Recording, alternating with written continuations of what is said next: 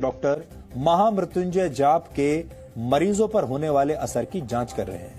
जिन लोगों पर यह रिसर्च किया जा रहा है वो सभी ब्रेन इंजरी यानी मस्तिष्क की चोट के मरीज हैं। ये स्टडी 40 लोगों पर इस समय की जा रही है। इन 40 लोगों को 20-20 के 2 समूहों में बांटा गया है। इसमें से एक समूह को महामृत्युंजय मंत्र सुनाया गया, जबकि दूसरे समूह को यह मंत्र नहीं सुनाया गया। जिन मरीजों के लिए महामृत्युंजय मंत्र का जाप किया गया, उनमें से कई मरीज कोमा में थे।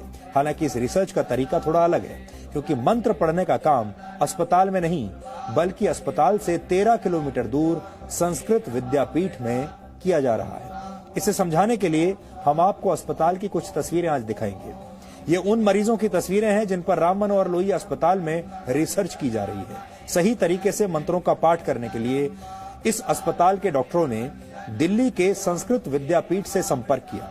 इसके बाद वहां के पंडितों ने मरीजों को उनके परिवार वालों की मौजूदगी में महामृत्युंजय मंत्र का संकल्प करवाया।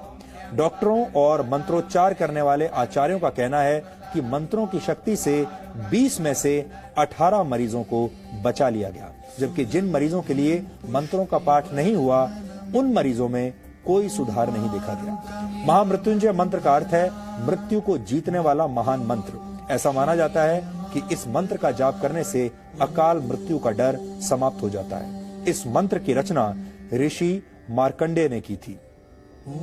इस मंत्र का मतलब है कि हम भगवान शिव की पूजा करते हैं, जिनके 3 नेत्र हैं, जो हर श्वास में जीवन शक्ति का संचार करते हैं और पूरे जगत का पालन पोषण करते हैं।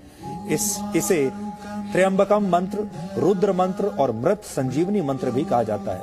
ऋग्वेद के 7वें अध्याय, यजुर्वेद के 3रे अध्याय और अथर्ववेद के 14वें छंद में इस मंत्र के बारे में बताया गया है। ऋषियों ने महामृत्युंजय मंत्र को वेदों का हृदय भी कहा है। कुछ समय पहले एम्स ने भी गायत्री मंत्र के वैज्ञानिक महत्व को मरीजों के MRI टेस्ट में हुए बदलावों से साबित किया था, लेकिन इन दोनों रिसर्च में काफी फर्क है।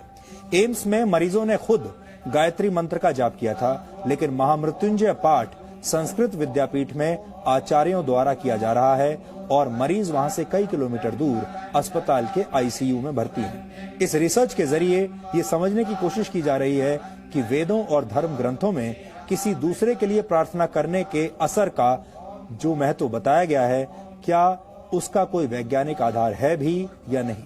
भारत सरकार की सबसे बड़ी मेडिकल रिसर्च संस्था Indian council for medical research ने इस स्टडी को फंड किया है। ये स्टडी 3 वर्ष के लिए की जा रही है, जिसमें से 1.5 साल का समय पूरा हो चुका है। यानी आप कह सकते हैं कि आस्था और विज्ञान के इस अनोखे मेल के फाइनल नतीजे आने में अभी 1.5 साल का वक्त और लगेगा।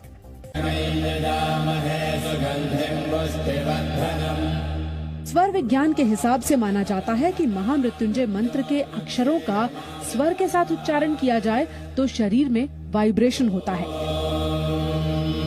ये वाइब्रेशन दिमाग की नसों को सक्रिय करने में मदद करता है।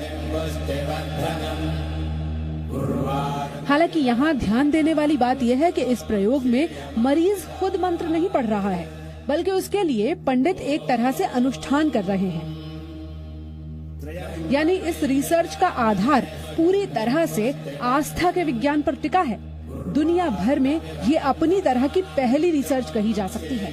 इसीलिए इस रिसर्च के तरीकों को लेकर जितने सवाल हैं, उतना ही इंतजार रिसर्च के फाइनल नतीजों का किया जा रहा है। मेडिकल